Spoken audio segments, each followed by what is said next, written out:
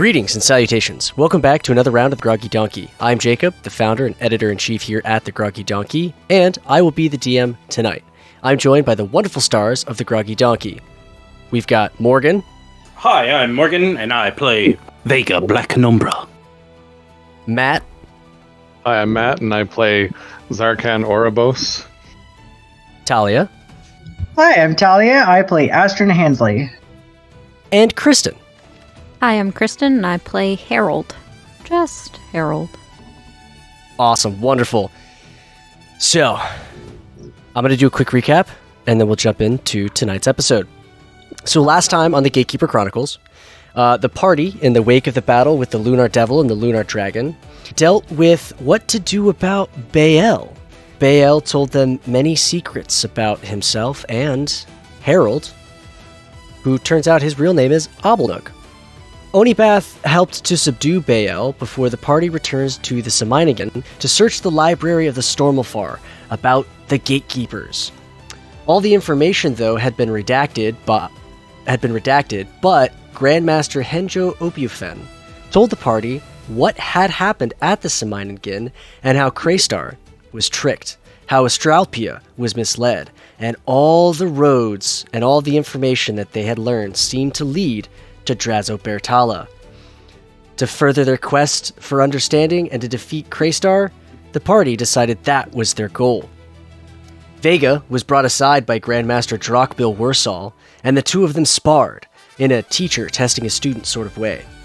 Back aboard the Bastard Star, Saren scolds Harold for not being upfront and honest about Bael before the party gets together and decides that they are going to leave for the dwarven homeworld of Drazobertala. And that's where we're going to pick up tonight's session. Now, you guys are all aboard the Bastard Star. You guys have decided to go to Drazobertala. You guys are on your way. Astryn. Yes. You are... Where do you think that you'd be during this time aboard the Bastard Star on your trip? If we're just cruising through space, probably relaxing, or maybe continuing to reprogram and work with my robot. All right. So while you're down in the mech bay, Ranga comes and finds you. Hey, Astryn. Hey, Ranga. I got your gift that you gave me. I really appreciate it. That's no big deal. I saw it, and I thought you'd really like it. Well, it turns out that this is a model of one of the first scrap cars to ever race on Vacalor. Really? Yeah, number 7. Arena Blue Lion. Were they a champion or something? Well, they were pretty influential in the scrap car history. She was a moon elf from Pentar.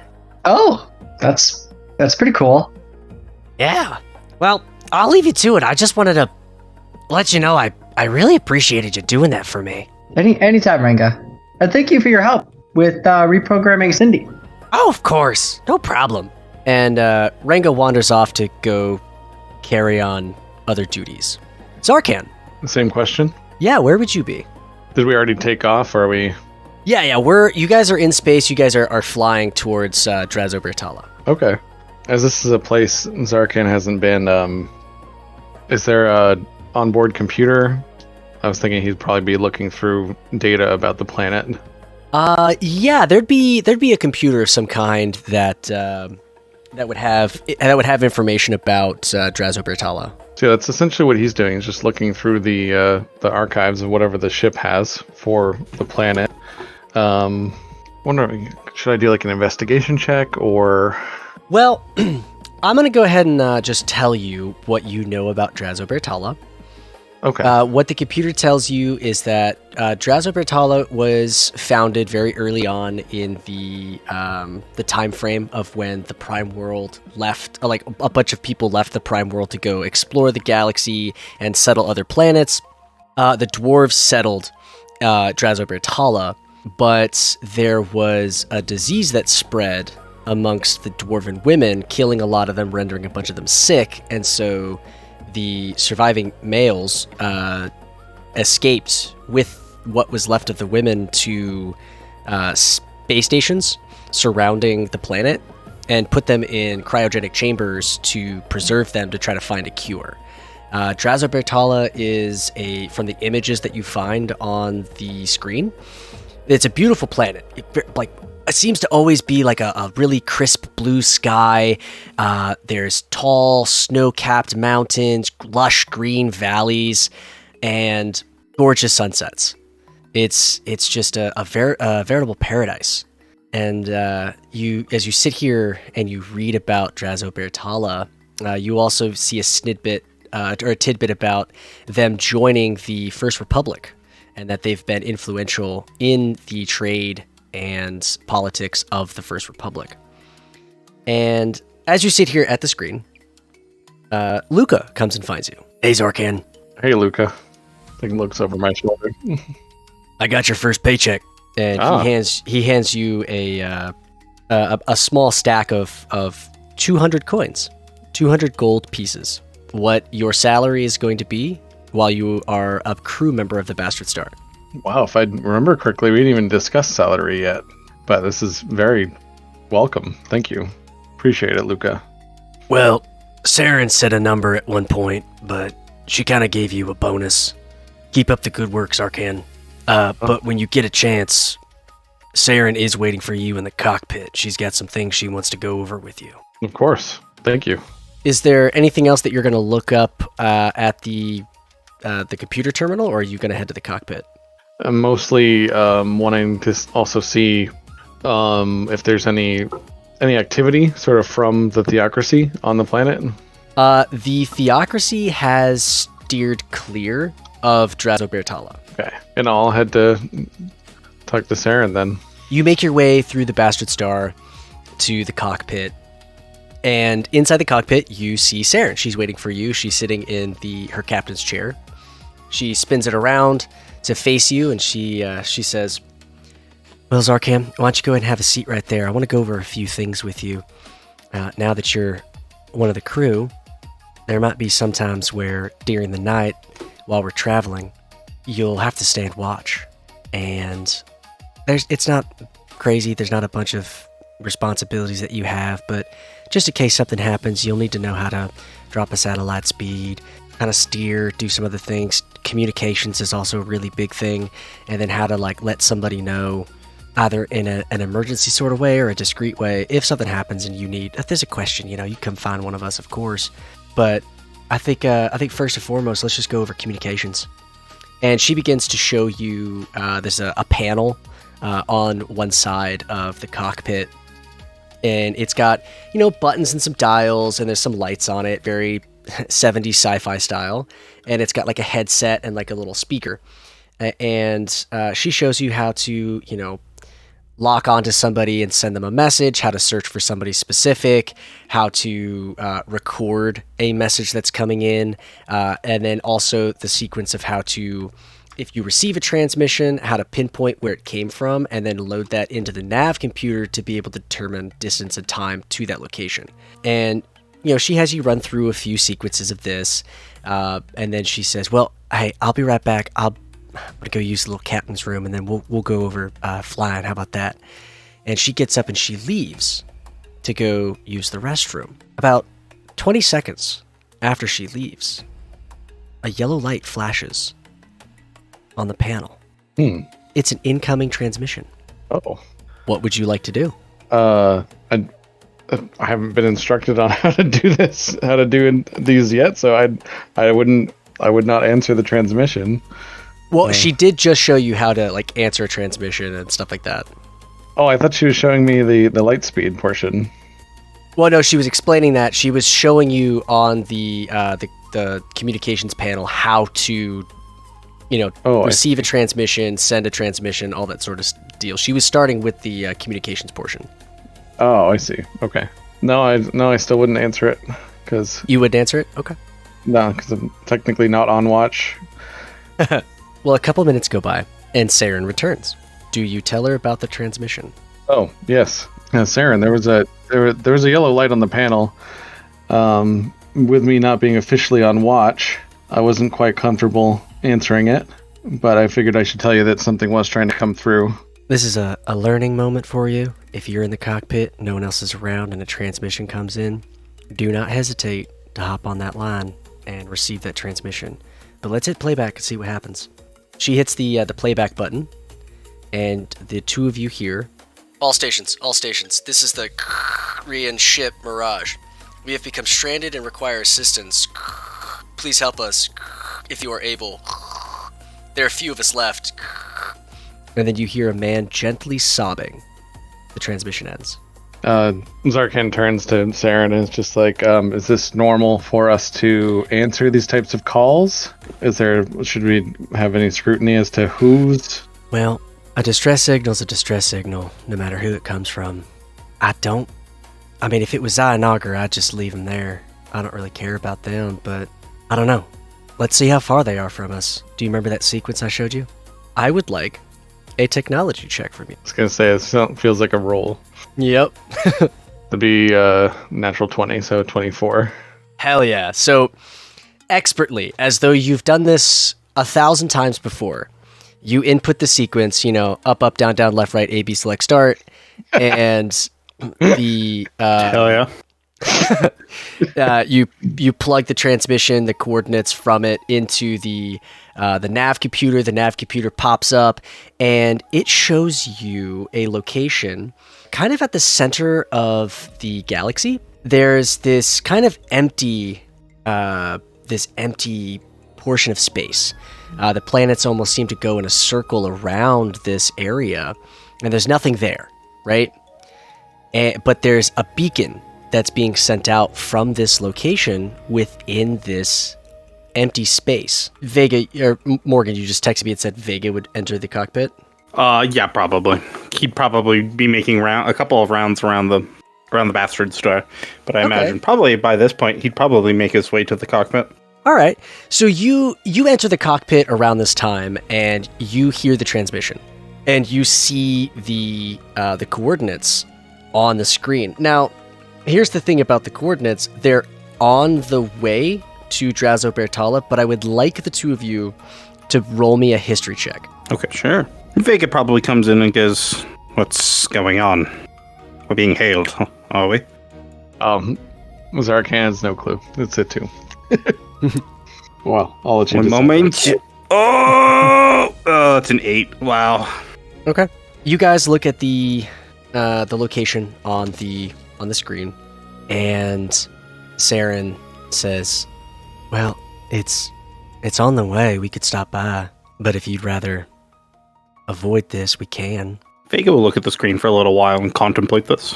Zarkhan kind of shrugs and goes, "If they need our help, then they need our help. And who knows if anyone else has this transmission? We might be the only ones that can help." If that's what everyone else desires, then maybe we should. The way things work on the Bastard Stars, it's not a democracy. It's not up for debate. But with the galaxy, life being at threat by some evil entity, time is kind of the essence. But I am in a mind to stop by and help these people. Very well, Captain. All right. She drops out of Lightspeed, and over the intercom, Astryn and Harold, you all hear Saren say, "Wait, we're making a detour, everyone, and you might want to start getting geared up. Hey, we received a distress signal, but things could go sideways. Who knows?" Oh, with all luck, it will definitely go sideways. As the Bastard Star changes direction and makes its way to the distress signal, it's almost as if everything seems to get darker, as if the stars stop shining. And the Bastard Star, after a couple of hours of flight, it drops out of light speed, and from the cockpit, and then there's a screen in the common area that, displays what's being seen. There's a vessel floating, suspended, and surrounding it is this field of debris. Not like chunks, like dangerous debris. It's almost like the rings of a planet. How they're just like this really fine dust, like floating around it. And as soon as you guys drop out of light speed, sensors are going off, things are just wacky and weird, the magnetic field is off. There's a lot of just crazy things happening in this one area of space. And the bastard star approaches this vessel, and it gets bigger and bigger and bigger, and you realize that this ship is about 10 times the size of the bastard star. I've got a bad feeling.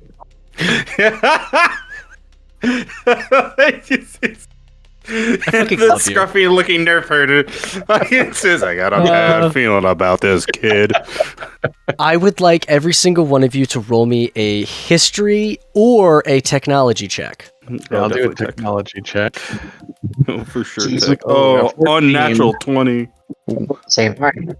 I got a bad feeling about this kid. 18 from me. So I've got an unnatural 20, a 15. 14 for a technology check for me. 14 and Harold? 18. Okay. Vega and Harold, the two of you recognize the make and the construction of this ship. This is Moon Elf construction. So this is a Bentarian ship. It's kind of organic, as if the ship grew and wasn't built. It's very strange. And it's this kind of dusty, grayish green color. And it's eerie, the way it just sits there.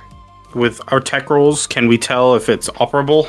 You cannot tell from where you're at if the ship is operable or not. Oh, fuck. Does it look like anyone's home? It is hard to tell, but Saren begins to try to hail them. Zarkhan. Saren is going to help you try to hail them on the radio, but no one answers. A ship that size and no one's answering.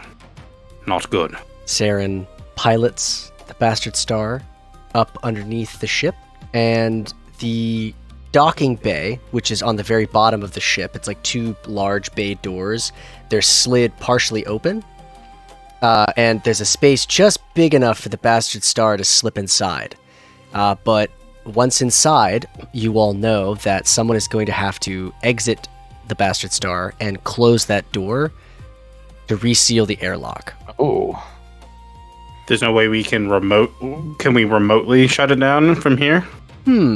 Let me see.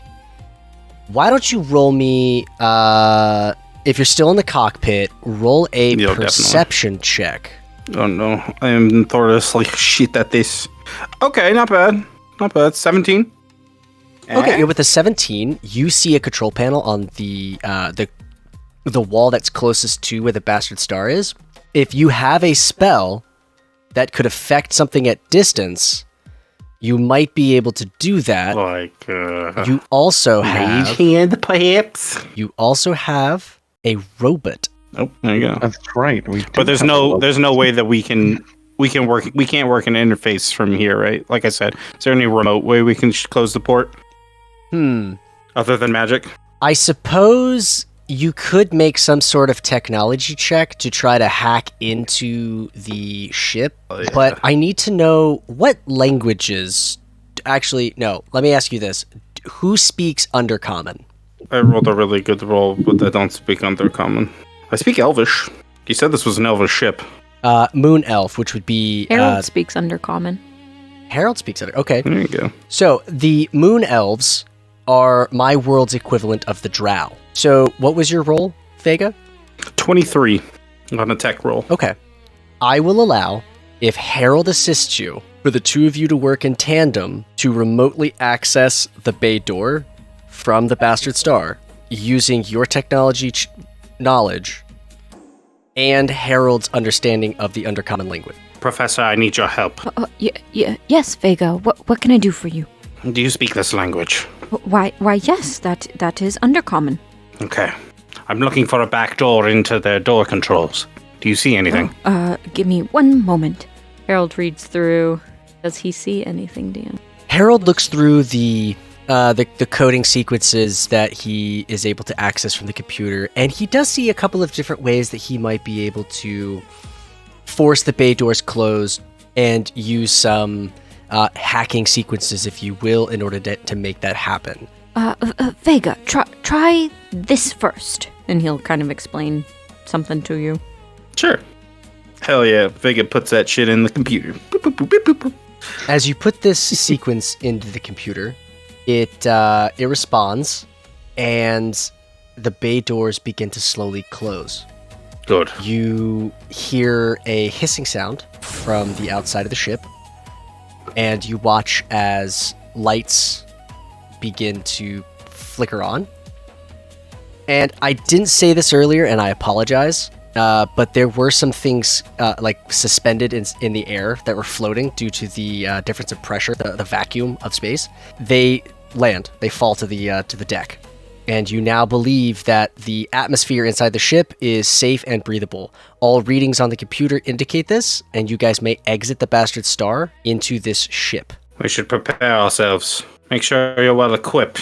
Rebreathers, the like. You all suit up, you grab your rebreathers, you make sure that your weapons are easily accessible. The landing ramp to the Bastard Star lowers, and you guys exit the Bastard Star. I would like to give Cindy her old rifle and ask her, be like, can I trust you with this, with your new programming? Of course, Astryn. Cindy looks at the rifle. I have not. No, I have used one of these. Good. And you're sure I can trust you? Of course. I am an expert war machine. Okay, that is true. But you're also my companion, and I hope you can be my companion moving forward. There is no were, Astryn. I have always been your companion. A little small tear kind of forms in Astryn's eye. Just, thank you, Cindy. So you guys begin to make your way through this cargo, the docking bay / cargo area. And as you look around, you see some other smaller vessels inside of this space. There's a couple of rooms inside of this space. One of them seems to be like a cargo storage area. One of them is probably like a sealed office space, a control center, where people would be able to stand inside and then safely open and close the bay doors without, killing themselves. And there's also a laundry room. And then there on the far side of this docking area is an elevator. Is anything powered? It does seem that there is emergency power at the moment. So like red lights and shit like that. It's odd. It's as if there's a mix of emergency power and then some main power that's still on. Like, the elevator looks like it functions. The doors open and close. But if you were to try to turn on the washing machine, it probably wouldn't start. Any sign of literally anyone? No. Any sign of recent activity? Roll a perception check. Okay. Well, I rolled a 5. It's hard to tell because you don't really know much about moon elves in general. They're a very secretive society. I mean, what you do know of them, they're a matriarchal society. They squirrel themselves away on Bentar in the underground tunnel and cities that they've built for themselves. And so it's hard to say the age of this ship, but it's also you're on edge because there's so many unknowns and variables that kind of looks like recent activity, but it doesn't look like recent activity. You're very unsure. So we're just in like this little docking bay right now, right? At the moment, yes. Okay. And none of these vehicles that are around us seem to be operating? Nothing's on. I mean, there's starships, right? They're cruisers, fighters. You haven't tried to power them on. Oh, okay. But do they look like damaged in any way? I guess is what I'm asking. From the outside, you would say that they don't look damaged, and they look like they might be able to work. Oh, okay. I mean, Astryn might take interest in it, but like kind of just put it in the back of her mind and be like, okay, these run, so obviously nobody tried to escape. So something bad happened very quickly. She might even point it out she'll point it out to the rest of the to the party too, and just be like, hey, nobody tried to escape. Like, there's no missing ships or anything. They look to be all here. They all look to be in working order. Like, something bad happened very quickly. Maybe we should I don't like the try looks to of this. find the cockpit and see if there was any documentation of what had happened. May I roll a technology check and see if it's similar to like other ships with like the little like black box, kind of like what Astryn pulled from her ship? You don't even need to roll for that. You would know that if this is as large of a vessel as it is, there is going to be some sort of recording and record of what happened on a day-to-day basis somewhere in this ship. Can we access a nearby computer? It would be in the engine bay, correct? So for that, I would have you roll a technology check. And then to Okay. answer Vega's question... Astryn's was the small enough ship that it was in the cockpit. But for a larger ship, most of it, there would be a record in both the engine bay and the cockpit. But I will roll a technology check. Yep. And then to answer Vega's question, there is a computer terminal nearby, but from the looks of it, it seems to be very localized to access basic communications, intercom, and with the cargo bay door, or the docking bay door. That's completely fine. Can I access that computer and see what the last communication was between that console and somewhere else? Absolutely. I need you to make a technology check as well. While you're doing that, Astryn, what was your tech check? I rolled a 9. I know let's go. nothing about Moon Elf technology, apparently.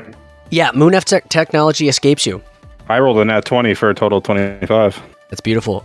So with a natural 20, and I'm just going to say this from now on because we've established that Harold understands Undercommon. When it comes to trying to understand this language, Harold is there assisting you in that. So with a natural 20, you're looking for the last transmission that happened from this station to anywhere else or anywhere else to the station. Yep. You get that's a transmission from a Lieutenant Baladil Sizantin. I will put that in the Discord chat later because you guys will misspell that. And Lieutenant Baladil Sizantin gives a command to the operator of the lift station to secure the docking bay and allow no one to leave. Well, considering the docking bay was already open, somebody certainly did get out. Or something got in. But the question is why? Dungeon Master, are there any ships in the docking bay that look dissimilar to Moon Elf technology? The only ship that is currently dissimilar to Moon Elf tech is the Bastard Star. If something did get in, they're certainly not here anymore, unless they are hiding somewhere in the ship. Can we find any records that are like 45 minutes before those records? I clack on the keyboard. Computer sounds. Yes, Space, insert space, computer space, sounds space. and whirring, Space clicking. You access a file from about 45 minutes prior, and it seems as though somebody hotkeyed or hot mic'd a conversation from the bridge from the captain and this Lieutenant Baladil. And it's an argument. I play it. Harold translates for you. Lieutenant Baladil is very upset with the captain, and it's a mutiny. Did we notice anything outside the airlock? Outside the airlock? Like debris, tools, ships, bodies, anything floating around outside? There was nothing of that. It was just like this fine dust. Uh-oh. Is there any more of that dust around? Inside? No. Okay. Is there a way for us to scan for other, like, actual life signs on the ship? Do we have that type of tech? I think this console's not advanced enough for us to be able to do that. Simple communicate. Does the Bastard Star have the ability to scan for life signs on the ship? Quick look to Sarah. Well, I could try, but this is a large vessel, and I don't know if my tools will be able to penetrate deep enough into the bowels of the ship to be able to determine that, but we can certainly try. And she gets on her little communicator. Hey, Luca, why don't you get on the systems and try to see if there's any other life forms on this ship outside of us, please? And I'm going to have Luca make a technology check. Great freaking question, my guys. I'd like to. Actually, no, I won't. I'll wait till this report comes in before I start hopping around. +5 to this roll? Astryn's gonna ask Cindy if she has that capability from her old programming.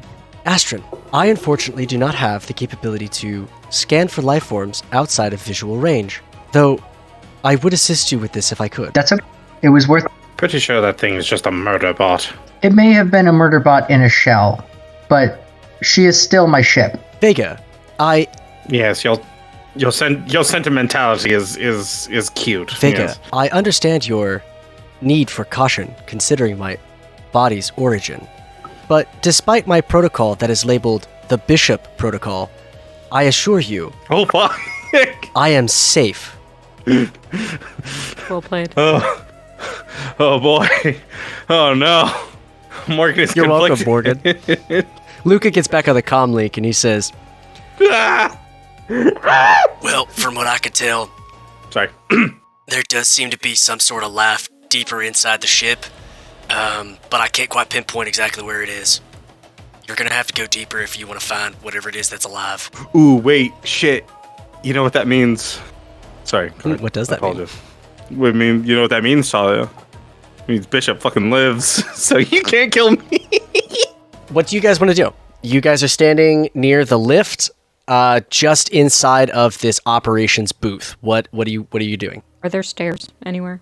Or is it just There's a second floor to this. Oh, yeah, I was going to say, is there a second floor to this place? What does the room look like? So I will say, Answer these What do I questions. smell? Dungeon oh my Master? god, so many damn questions. What do I smell? What do you smell? Are there stairs? Yeah. Yes, there are stairs. There's a service stair that's near the lift. The door is locked. They smell What does just it like smell stairs. like? Well, actually, funny enough, in Uh-oh. the air, Let me roll in the perception. air, there's a faint smell of sandalwood. Ah! Actually, Stuff I put on my beard. Nice. Harold's going to pull out a little thing of acid and pour it on the lock of the door to the stairs. Oh, hell yeah. I There you go. fucking love Harold. Oh my god. All right.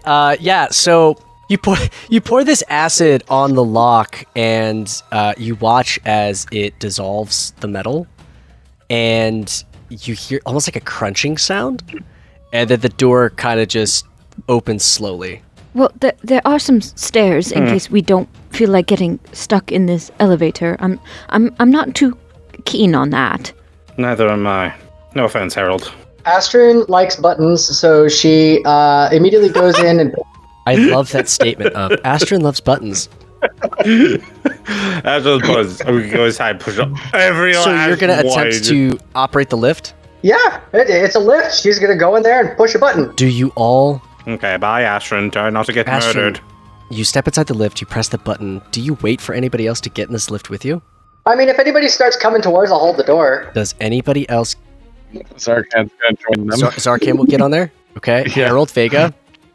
Is Harold dead set on not? Harold is dead set on taking- not going on that elevator. He is taking the stairs. Okay, then I'm going with Harold. Then it's not a good idea if we all split up like crazy, especially considering we don't know what's on the ship. Astryn and Zarkhan. Yes. The door to the lift closes. Which group Uh-oh. did Saren Goodbye. go with? Saren went with you and Vega. Okay. She is also not keen on this elevator. The elevator rises. It stops. The door opens. And you find yourself standing in a small space. I put in the group chat a series of images. There is one that kind of looks like a really weird spaceship. And at the top, it's labeled low deck. That is the lower deck. That is the deck that you guys are currently, if you, Astryn and Zarkhan are on. If you look at the cubicle that's marked H and G, that's the lift and the stairs. H. They should be kind of towards the bottom right-hand side. So Astryn and Vega, you come out of this this space, and there's I'm not in the. That's Zarkhan, my bad. From the lift, which would be H, you take a left, and you find yourself in a hallway. There's a room across from you, and then the hallway continues on to the. We'll just use cardinal directions of north, south, east, west. To the east, there's a window at that far side, and then to the west, there is a hallway. It empties out into a larger hallway. Which direction are you going? How bright is it in this room, in this hallway? If I had to use a scale of 1 to 10, between 1 being dark and 10 being really, really bright, it's about a 5. Okay. Before we go too much further, Vega's going to pull out his communicator and just make sure we keep contact with Astryn. Okay. Say, Astryn, keep your communicator close on you. Roger that, Vega. Which one looks to be like the wider hallway? The wider hallway is going to be the one that's like dead center of that drawing. It's the one that runs north to south of the ship. Okay. Yeah, I'm gonna walk out to the main hallway. Okay, you walk out to the main hallway, Astryn. Zarkhan on your heels, I'm assuming. Yeah, I'm close behind doing sweep and clear. And 2 things. First, you see a bloodbath. There are moon elf bodies all across this place. You do notice that there is a higher female moon elf count than there is male moon elf count. Excuse me, I got that the other way around. A higher male moon elf count than there is female moon elf count on this deck. But they're all dead. Some of them look like they shot each other. Some of them look like they stabbed each other. Some of them look like they starved to death. Some of them look like, it is a horror scene in here.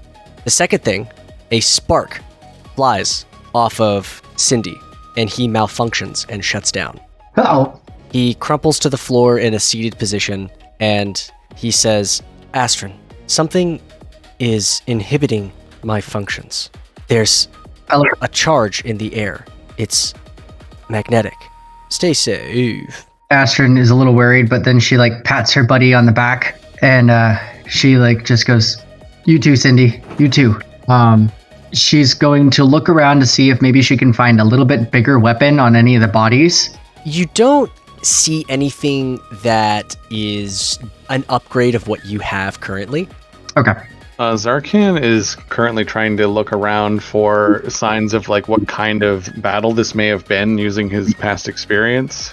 I was thinking I could do an investigation check to see who the aggressor was, where the lines of fire were coming from, if they were fighting from the halls or if they were fighting one enemy in the middle of the room, trying to determine exactly what happened. Okay, I will allow you to roll either history or an insight check. Okay. I'm going to do history. Okay. And based off of your past experiences, I will give you advantage on this. I'll roll again just in case. Oh, yeah, the second one was a 19. They were fighting themselves. This looks like I mean, from the transmissions that you've gotten back in the cargo bay, it was a mutiny. So some sided with the captain of the ship, but some seemed to side with this lieutenant, and they ended up killing themselves. So based on that, Zarkhan starts looking around to see if there were any signs of a survivor exiting the room. Any survivors, I should say, if there were more than one. At the north side of the room, you see a light that is illuminating brighter than the rest of everything else in here. But we're going to cut over to Vega and Harold. What are you guys doing? Harold goes all the way up, So to the second floor. however far up it goes. Okay. Yeah, we were always planning on going up the second floor, I feel. It was just, we didn't want to use the elevator. So on the other image that I posted that looks vaguely like a really badly drawn spaceship. The up deck. Yep, the up deck. Yep. What up, deck? You guys exit into the area that is labeled M, roughly in the same spot as the lower deck. This seems to be a water closet and a lift area / stairs. So there's a toilet, and there is the stairs and then the elevator. To the north of this room, there's a doorway that empties out into a hallway, which leads to the main hallway that runs north and south of the ship. Where do you guys go? I go to the hallway. The main hallway or Yes. Okay. So as you exit out, I'll go to the main hallway. as you exit out into the main hallway, you're greeted by a very similar sight to what Astryn and Zarkhan saw. It's a bloodbath in here. There are moon elves on the floor. But the difference between the upper deck and the lower deck is that the upper deck has a higher female count than male count, whereas the lower deck had a higher male to female ratio. Now, with Harold being like a scholar, does he know anything about their culture and like the way they operate and why the females would be on the upper deck and males on the lower deck? And Well, I said it earlier. well, I know it's a matriarchal society, so they probably have more status. Oh, I see what you're saying. But like, does Harold understand anything about their culture? Roll a history check. Nat 20, baby. +3. 23. Oh!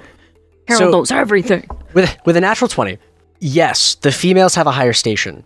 And so one thing that you also notice when you take in this scene is you notice that all of the males on this deck are like really, really low enlisted. And all of the females are either higher NCO enlisted or they're officers. And there's the way that their society works is men are for procreation and war. So a lot of like foot soldiers and the dirty work is done by males, and the females get to sit back, relax, and plan everything. And so the fact that the lower deck had, well, you don't know this yet, but the upper deck had more females in it is probably because there's more important things on the upper deck that the lower class males would not have access to and would not be allowed to see/know.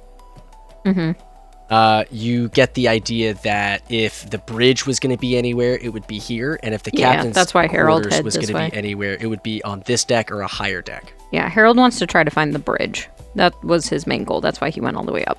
Okay, I think this kind of goes without saying, but with a natural 20, Harold, you figured it out. To the south, in that area that's marked as, that's got N, O, P, Q, R, S, and T on the map, that is the bridge. So as soon as you exit into the main hall, you look to the south, and there's like double doors. And when you go through the double doors, it starts out kind of higher, and then decreases in elevation a little bit as there's like these suppressed or depressed stations with panels and screens and stuff like that. You know, you could see there's clearly one for communications. There's one for I've got all this written down. Hold on. There's navigations, communications. There's a targeting computer. You see one that's mechanical controls, and then you see like the actual like captain's ship, and then like the steering of the vessel itself. Is there a bloodbath in the bridge as well? Yes, the bloodbath is in the bridge as well. Oh dear. Miss Saren, please watch your step around the bodies. Thank you, Harold. Are any of the consoles online? There does seem to be one that you can pull up. Okay, I go to that one, and whoever's sitting in the seat, I dump their body out immediately and unceremoniously. Okay, I kind of figured. Just kind of push them out, and I sit on the seat. In the I try to access the computer. the far eastern area of the bridge, labeled Q, is the mechanical controls. And Well, that's good.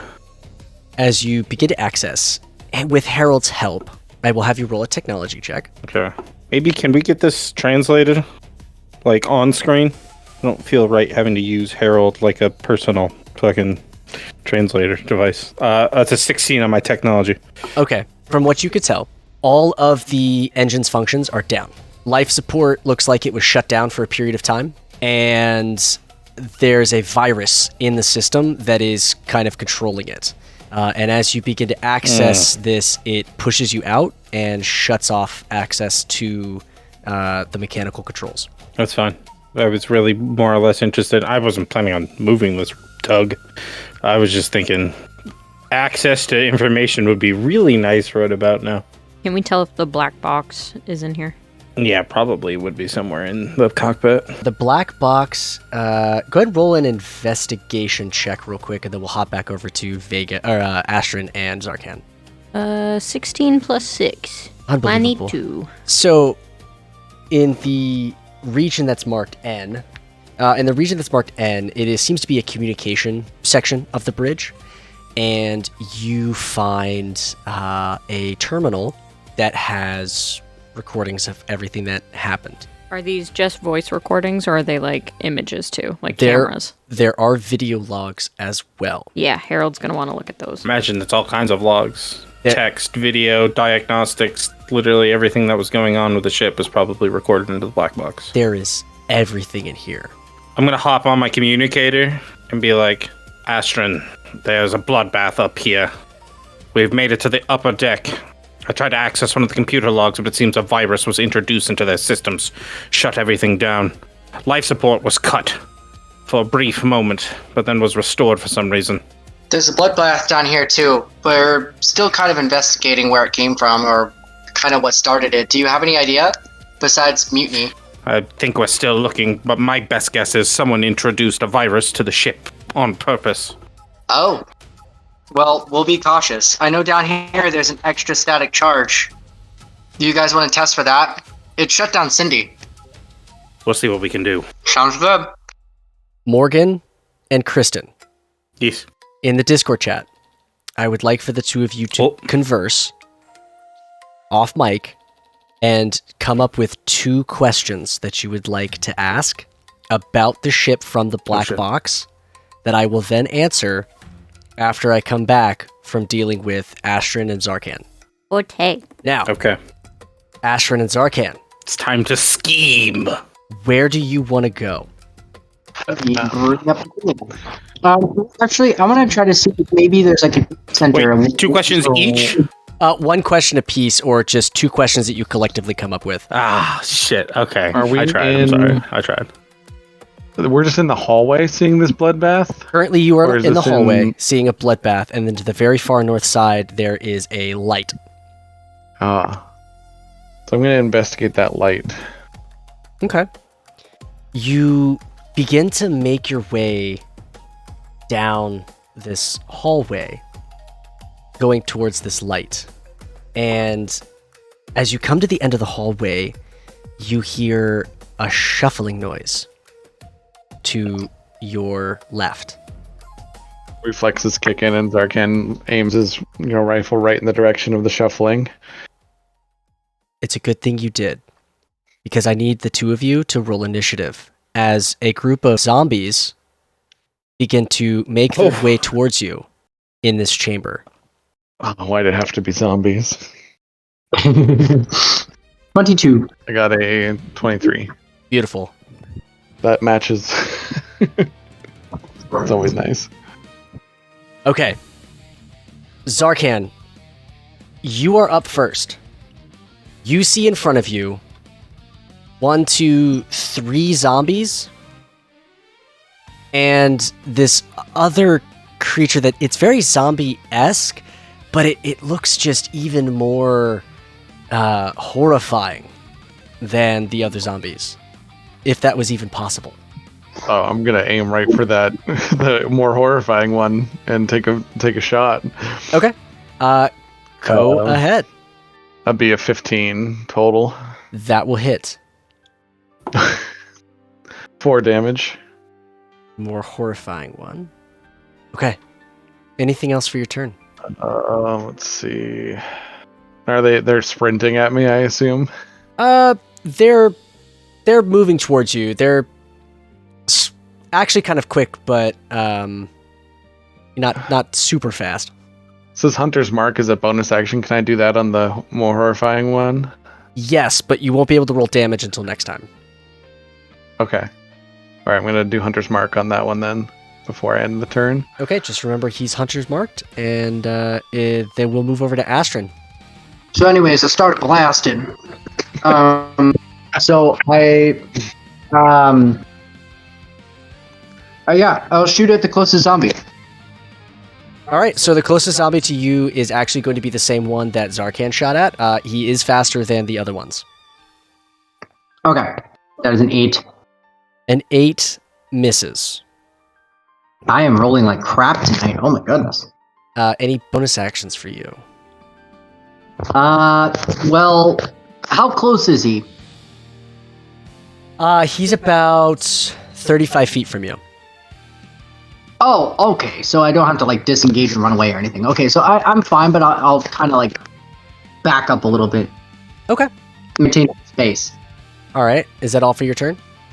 Yeah, I think so. I don't think I can do anything else right now. All right. So, yeah.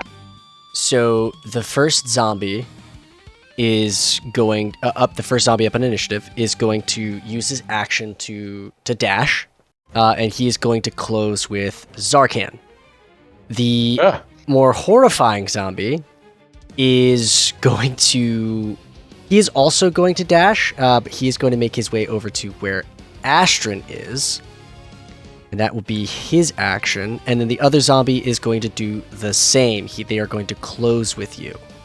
So they're now all within like 5 feet now, right? They're all within melee range. Oh, okay. We go back to the top of initiative, but before Zarkhan, you take your turn, we are going to cut back over to Harold and Vega.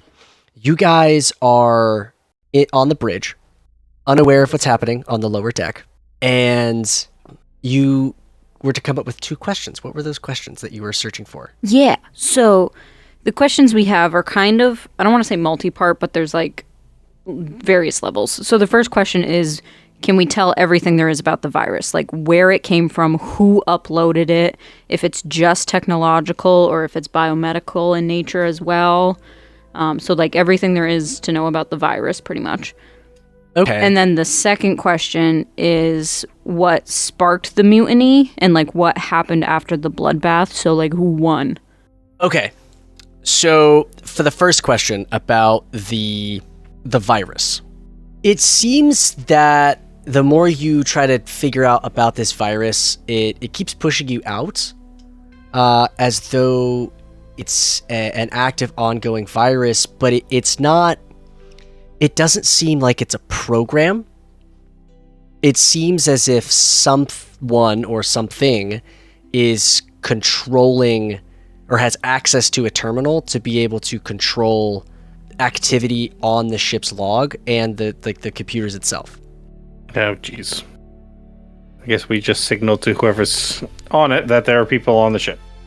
To answer your second question about what sparked the mutiny, it seems that there was some sort of disagreement between the captain and the first lieutenant, and you come across some communique, and you come across some videos, some arguments, and the captain is accused multiple times of betraying her mission, betraying the matriarchy, betraying her values as the captain, a naval captain of one of these vessels. That the mission was to take precedence, and that feelings have nothing to do with this. Were we able to tell what the mission was? From this computer at this time, with the information that you've gotten, no. Okay, and then were we able to see like what happened after the bloodbath, like which side won? Oh, it would appear that the mutinous side, so those that stood with the lieutenant, won the conflict. Okay. Are we certain that this virus is being controlled locally? It would appear that way. Vega pulls out his sickle. Oh. Harold arms his umbrella. I would like... We're not alone in here, Harold. The both of you to roll one last investigation check or technology check. Ooh, I'm rolling tech. I'm afraid to even ask Chris. Oh, let's fucking go! 25. I rolled a 24 on my tech Oh, check. hell yeah. Damn. Fuck yeah, we got it. We're on it. We investigative as shit. Bear your secrets to us. You find a transmission in the logs of the vessel. A recent transmission. And you both recognize... Nope. Harold and Saren would recognize the voice of the person on the other side. It is Aethor Falcox. All stations. This is the Wargixarian ship, the Mirage. We have become stranded and require assistance. There has been a mutiny within the capital. Please help us. If you are able, send your aid. There are a few of us left that stand with the House of Falcox. And then you hear him gently sobbing as the transmission ends. So it wasn't from this ship. Yeah. Their entire... Wow. So somebody remote virused the ship. So we are alone. Oh my god. Now, Zarkhan, Astryn. Bring on the zombies. It is now Zarkhan's turn. Yes. What are you doing? So, I'm new to Ranger. Exactly how does Hunter's Mark work? So the way Hunter's Mark works is if you mark a target until the spell ends or that target dies, that's my mark. I am hunting that mark. And you can add an extra 1d6 of, I forgot what the damage type is, to your roll. It says force. Force damage? Okay, so it'll be an extra 1d6 of force damage. Okay. So in that case, I'm just going to fire again at that one that I marked. The real ugly one. Alrighty. Man, maybe it would be nice if the other part of the crew knew that you guys were fighting zombies. Maybe we could come help. Maybe. Or maybe we could look for our own zombies. I don't know. Zarkhan, your shot pierces this husk zombie. What's your damage? I did 17, and then let's see, my damage would be, so that's 6, and then I'm going to apply Hunter's Mark, and then that's an additional 3, so 9 total. Wonderful. Any bonus actions for you? How close are the zombies to me? They are very close to you. Oh, very close. The husk zombie is just outside of your melee range, whereas the other two are inside of your melee range. Oh, I see. Okay. I don't think I can do another attack as a bonus action, though. Okay. Do you not have 2 attacks for your action? You are level 6. I am. Let me see. So you should have 2 attacks on your action. I'm trying to see. Oh, yeah, there it is. Attacks per action, too. All right, I was trying to make sure before I did it. I'll swipe with my short sword then to the one closest to me.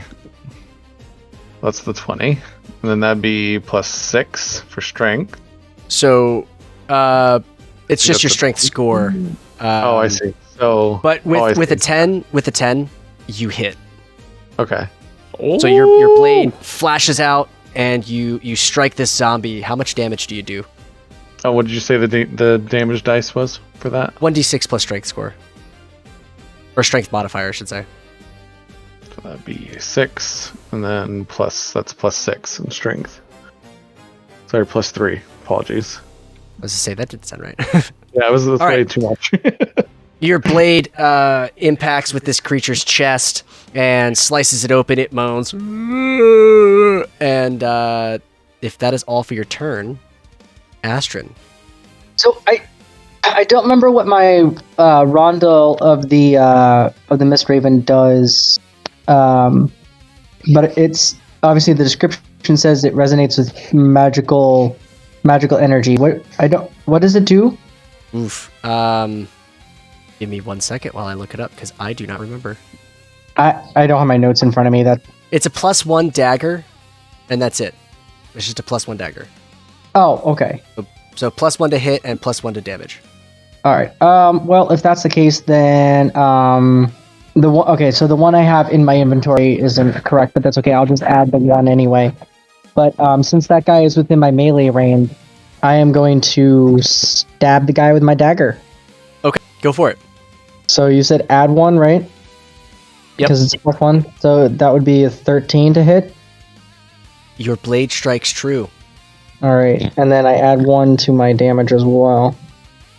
So 6. All right. The husk zombie in front of you is looking a little worse for wear. The husk zombie was in front of me? I thought it was just a regular zombie. Nope, the husk zombie was in front of you. Oh, okay. All right. And if that's the case, then I'm going to bonus action disengage and move 10 feet down the hall a little bit away from him. Okay. Sounds good. The first zombie is up, and he is going to make an attack against Zarkhan. That is a 16 to hit. Would not hit. All right. His attack misses. It is now the Husk Zombie's turn. The Husk Zombie is close enough to Astryn that he is going to make its way over there. And he's going to make a multi-attack against Astryn. Oh, great. His claws break out. They miss on the first attack. He comes back, and does a 13 hit you? Nope. Both of his attacks miss. The next zombie is up, and he is also going to make a slam attack with his arms against Zarkhan. And he misses, his arms flailing wildly as he attempts to strike you. Harold and Vega. Harold, would you care for a cup of tea? Are we for our allies to contact? I'm kidding. I mean, I do have a teapot. Yes, let us go for some tea. I believe our work here is done. I will say this. One thing that you guys would have also found is a map of the ship and the location of the captain's quarters, which is at the very top of the ship, which would have been the next... there's a locked door. You guys now have the access code for it. You guys can go up another flight into the captain's quarters. So that is now unlocked and available to you. Where do they keep the loot? Where do they keep the booty? Where? Well. If it isn't our listeners, you've done an excellent job to make it this far. You're very clever, aren't you? Yes. I may have need of you. Visit our Patreon at Groggy Donkey, where you can find news and updates about the show, upcoming projects, and more. Tier 1 patrons will acquire the Tankard tier, giving you access to behind-the-scenes episodes of History Check, our Q&A sessions, and all other special episodes. How delightful. Pitcher Club, our second tier, will allow you to submit questions to the cast and name NPCs featured in our games. And there's so much more to come in the future. You can find all the platforms we broadcast to at artgroggydonkey.podbean.com and choose your podcast service of choice like Spotify or iHeartRadio. Adorable. And check out Matt, our resident artist and cast member, over on Twitch at twitch.tv/SpaceViking42. Now go. And stay groggy. All right, so Harold and Vega, what are you guys doing? We're having tea. Yeah, we're going for that tea for sure. So you guys are making tea. You're not going to go anywhere else in the ship. You're not going to...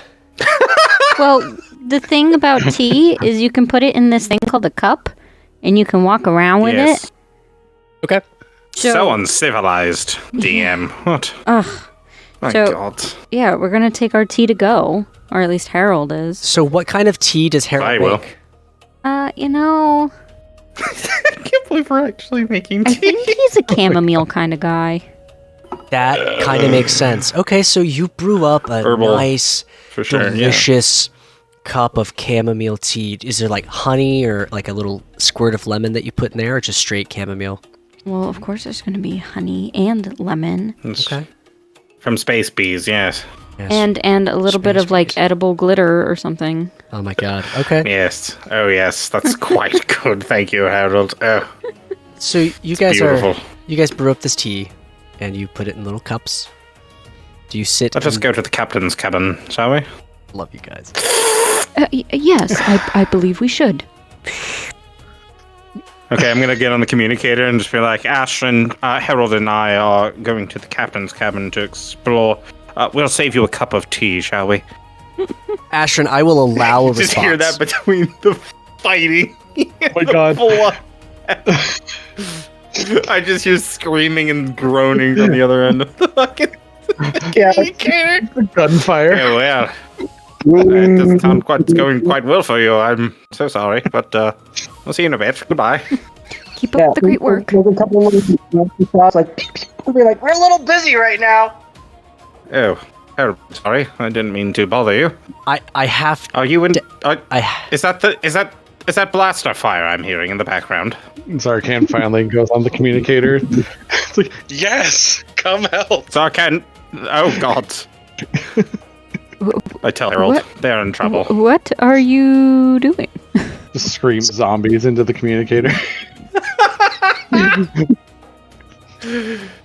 Oh dear. Help now! Saren sighs and winks at we the showed camera. What would a sci-fi adventure be without space zombies? What the fuck? No! Fourth wall, where have you gone? Yep. So are you guys rushing to the aid of Astryn and Zarkhan? Captain's Kevin, my treasure. Harold. Yes, go help. No, I want to do what Harold does. So What does Harold after do? the conversation that Harold had with Saren, he's gonna look at her and say, Miss Saren, in order to keep my levels low, I do believe I should stay up here rather than enter a fight right now. Bael is That's a good still point. at the forefront, and I do not want to give him any opportunities. Forgive me. You and Sarah make your way to the captain's cabin. I will go render aid to our allies. Thank you, Vega. Yes. And then I just kind of politely hand the saucer and cup over to Saren. Just like real delicate, real gentle. I'm Just gonna like, reach into my bag and pull out some of that fried, like, space starfish thing. I don't remember the name of them. yes. And I'm just gonna hand Do it be to sure to eat Vega. that up. That's good for you. I'm gonna hand it to Vega. Oh, thank you. Oh, goodness. Oh, A thank you. snack for the I road. just pop it in my mouth and I start running down the. Yeah, I start running down the hall. I just throw it in my mouth and fucking run. All right, so You're Vega. late for a meeting. Exactly. This is the part of the anime where the girl's running down the street with toast in her mouth, except it's a fucking starfish tentacle. Yep. So, Vega, what I need from you is I need you to roll initiative. Oh! Watch me not get there in time and you guys kill everything before I get there. That's an 18. All right. So, Vega sprints down the stairs while Saren and Harold make their way up to the captain's quarters. Zarkhan, it is your turn. So I fired again. The most recent one. Fire! Fire! The one that I've been shooting at, the really horrifying looking one. How does it look right now? It's looking this looking like messed extra up. hurt, It or- looks like it could still fight, but it's a little messed up. Yeah. So it's probably like just as close as the other ones at this point. Comparatively, yes. Oh, sorry, I'm just looking at my abilities. Let's see. I'm gonna hit that one with my short sword this time.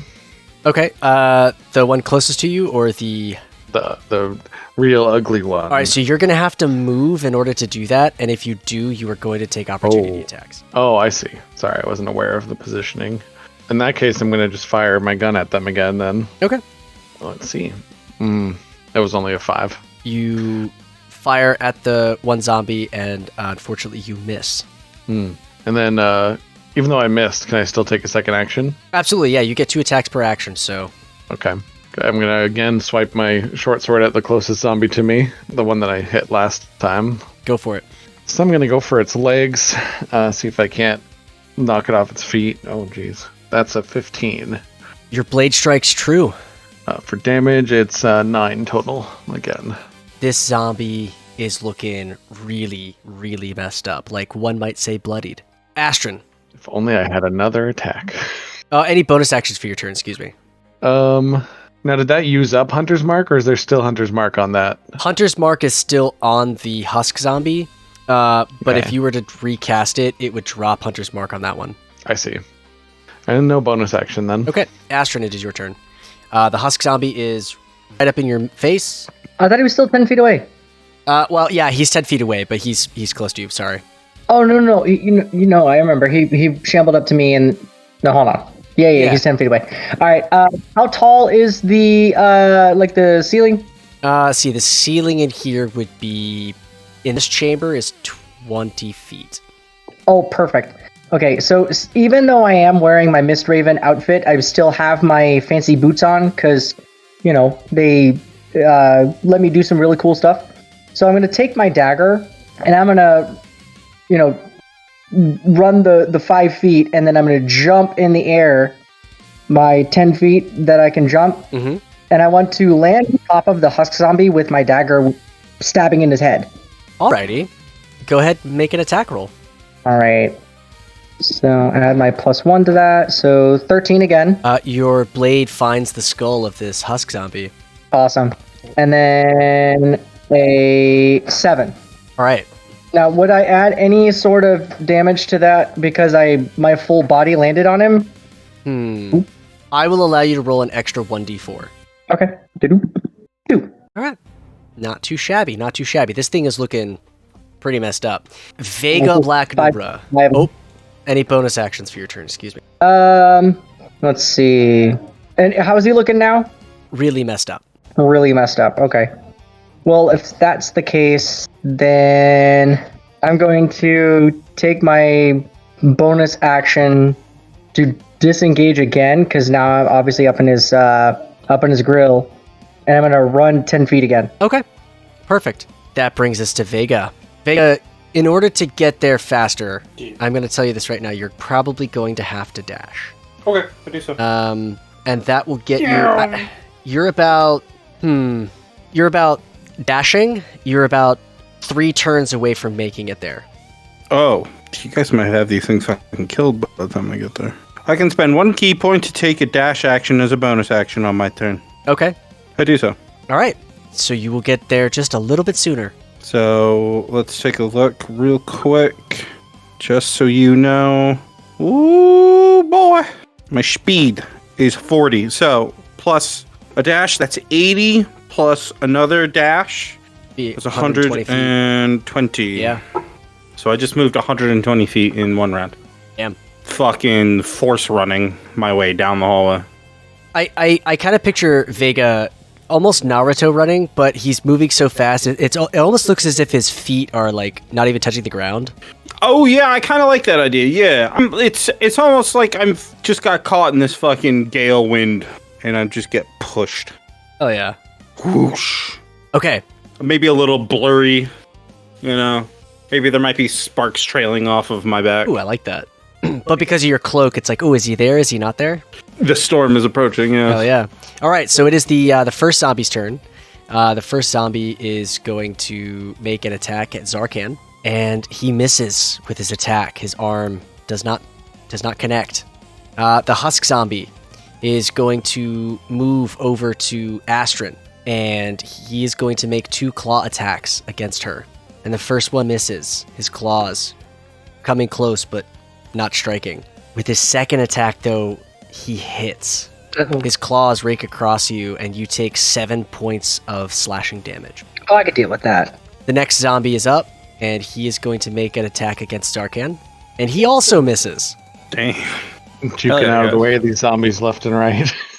Yes. Harold, Yes. you unlock the door to the captain's cabin.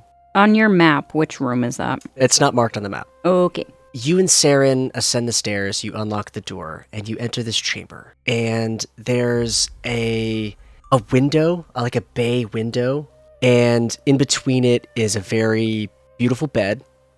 These beautiful sheets of deep, deep blue. And as you grab one and you touch the sheet, you know that it is like really, really high thread count. If you were to touch it, it would be a really high thread count. The air is a mix of that sandalwood smell, a little bit of patchouli. There's a little bit of a smoky incense in the air. It's kind of dim in here, but the most horrifying sight in this room that is contrasting the surrealness of how just cozy and beautiful the wood accents along the panels of the wall. There's a body, a female moon elf. She has been stripped down to her waist. Her arms are tied up to either side of the wall, and her back has been split open, and her rib cage has been broken and opened. Someone blood eagled her. Someone what? A blood eagle? It's an ancient Viking death Basically technique. filleting her.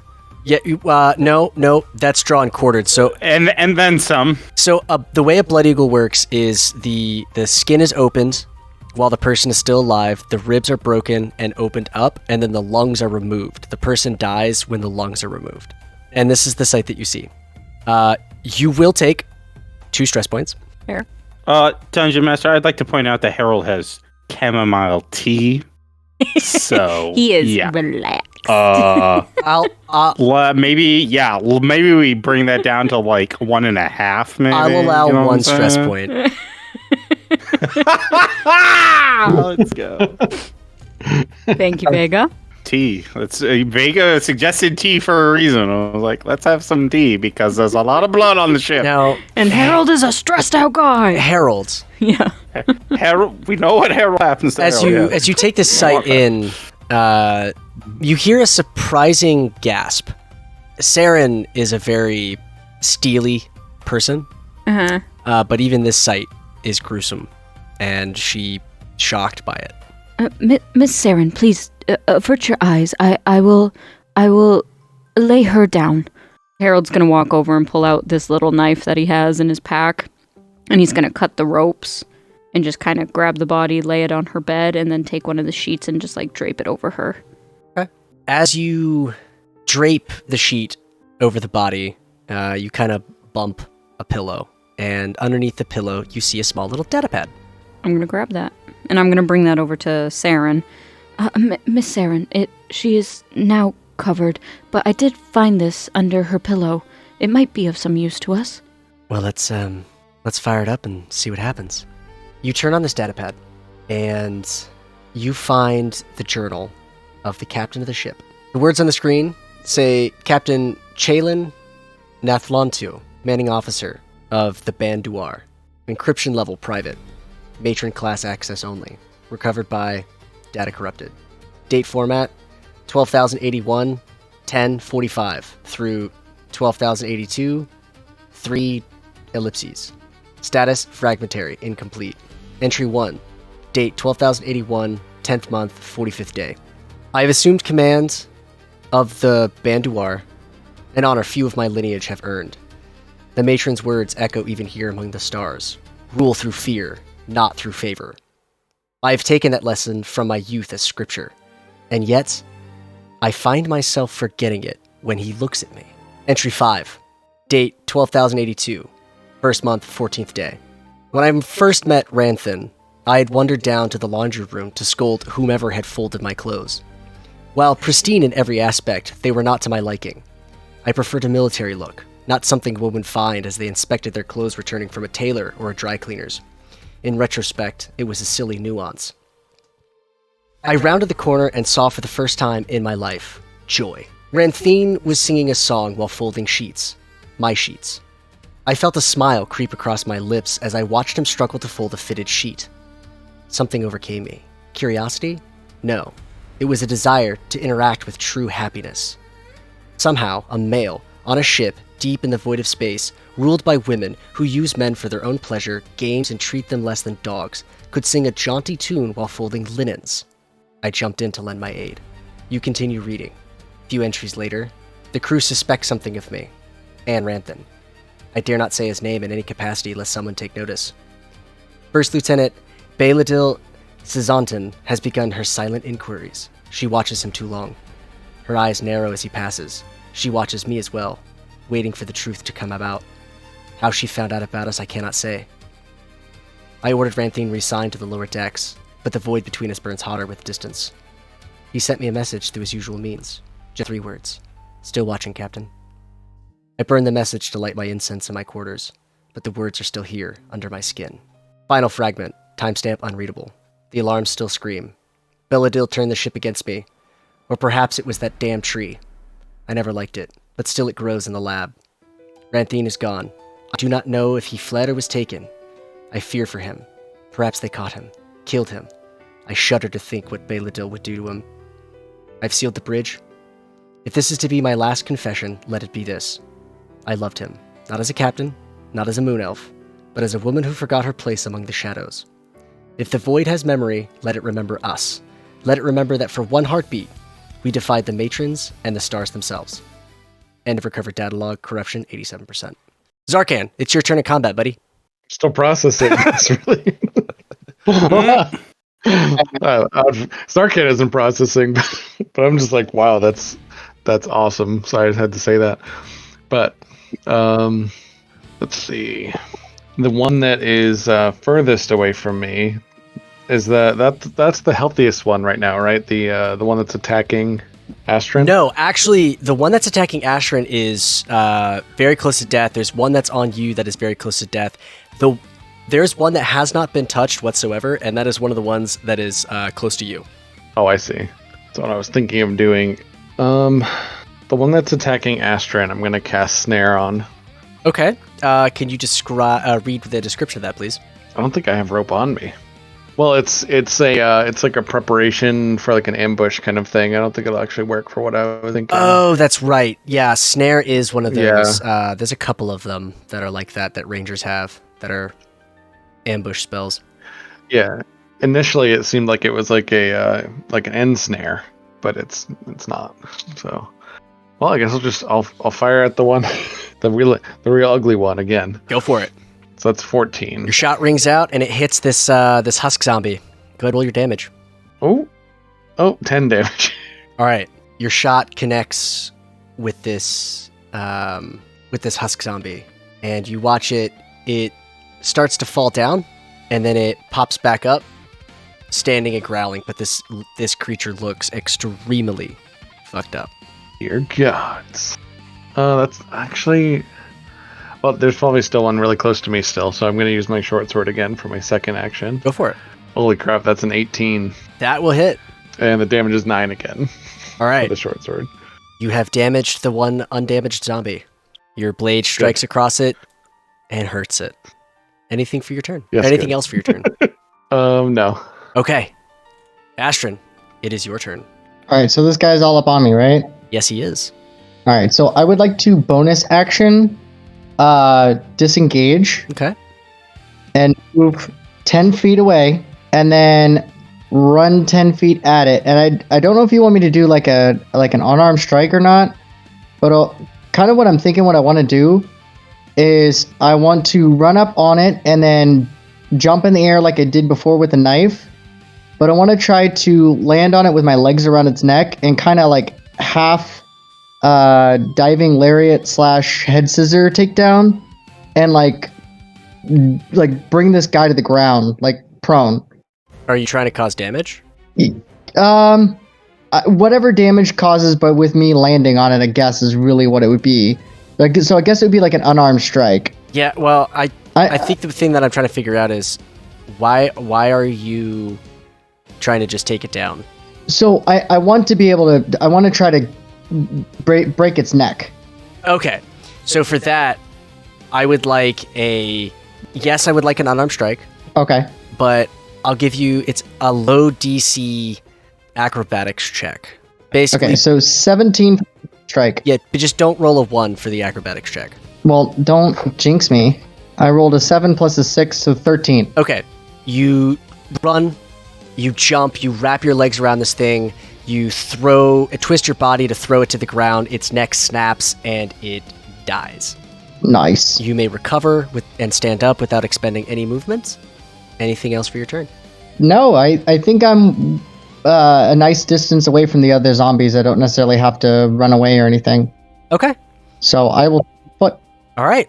Vega, it is your turn. Hell yeah. I continue to run. Okay. Do I make it?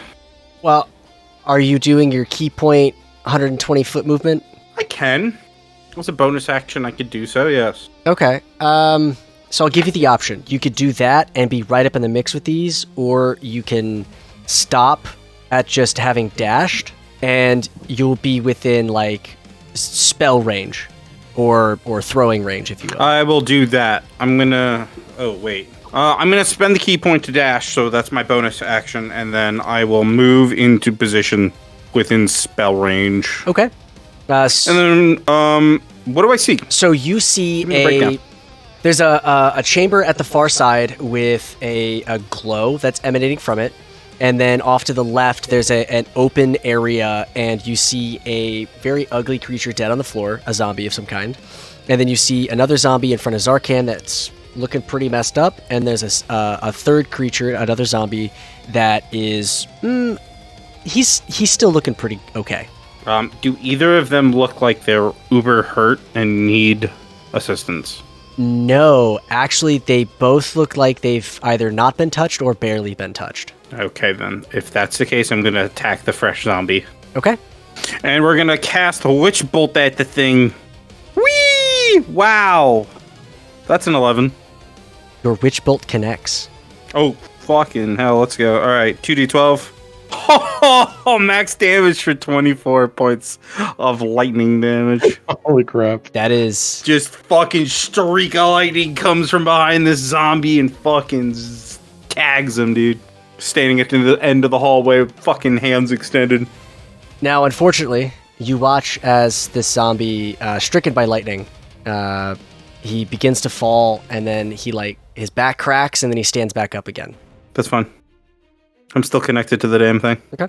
That is going to be... Is that all? That's all for your turn, because you did action, bonus action, movement. So, it's going to be the first zombie's turn. He is going to make a slam attack against Zarkhan. His arm whirls around. Does a 16 hit you? My AC is 17. His arm misses you. The other zombie, the one that just stood back up, he's going to whirl around with his arms and attempt to strike you. And his arm misses. Harold. Yes. You've just read a very interesting excerpt from this data log. Yes. What are you doing? So love was the downfall and the start of the mutiny. She mentioned a tree, Saren. Do you have any idea what that would be? Harold, I haven't the foggiest idea of what she was talking about. Well, she said the lab. I'm very intrigued and wonder if possibly there's more to this tree than what we believe. So I will have you. You won't need to actually roll anything for this. If you look at the map that you found on the bridge, on the lower deck of the ship, you will see a section of stations that I've marked on the map. N, O, P, Q, R, and W. These all seem to be like science stations, and there's one of them that is actually marked tree. Miss Saren, I believe we should do a quick sweep of the other rooms up here, but then I think we should go down to the lab and see if there's anything else we can find. I concur. So Harold's gonna just start making a sweep of the upper deck. Okay, any particular place that you want to go? So we were here. Where would the captains, where did we go to get to the captains? So you would have gone to M, and you would have gone up to a spot that's not marked here. Yeah. And then if you come back down, you would be in this room, in this hallway. Yeah, so I'm just gonna I'm just gonna zigzag through the halls. All right, so Saren's helping you. You could roll an investigation check with advantage. And then we'll get back to the combat to finish that up, and then we'll determine what you find. Zarkhan, top of initiative, it's your turn. So, what I have in my... Space! Alright, so all the zombies sort of got right back up after they looked like they were dead? Yes. Thinking, But you would have noticed that the husk zombie, it died, came back, and then Astryn was able to kill it, and it is dead. Okay. Oh, they have that. They have that feature. So the one that's looking pretty rough right next to me, I'm gonna hit it with my short sword. I'm gonna swipe up from underneath. Okay. Try and get it in the sort of underneath its arm. Oh, so the attack. Let me do that. Okay. It's a 23. That hits, and I will honor that damage. You kill this zombie, and it falls to the ground dead. There's just one left in the room. So I'm going to move Hunter's Mark onto that one just in case then. Okay. With my bonus action. That will expend another spell slot, if I remember correctly. Yes. Okay. I have 2 left. You do have a second attack on your turn. That's right. So am I able to attack, bonus action, and then attack? I don't see why not. So the remaining zombie is over by Astryn, right? No, that one's actually by you. Oh, okay. Well, I'm going to attack that one with my short sword too then. Go for it. That's my... Oh, that's 11. That will hit. Your short sword connects. And 9 damage again. Holy shit. It goes to fall down and then stands back up. And that will be Astryn's turn. Okay. So there's one zombie left. Just the one, yep. All right, cool. Well, I'm going to shoot at him, I guess. Go for it. That is a 21. Astryn, your laser blast pierces the zombie and it falls to the ground dead. You guys are now out of initiative. Yay! Now, from here, where do you guys want to go? What is it that you want to do? Well, Zarkhan's going to lean down and investigate the pile of zombie in front of him. Okay. And just, what he's trying to look for is like what could have caused this. He's not going to actually touch the zombies because, you never know with zombies. Fair enough. All right. I'll have you roll a medicine or a religion check. We'll do religion. Okay.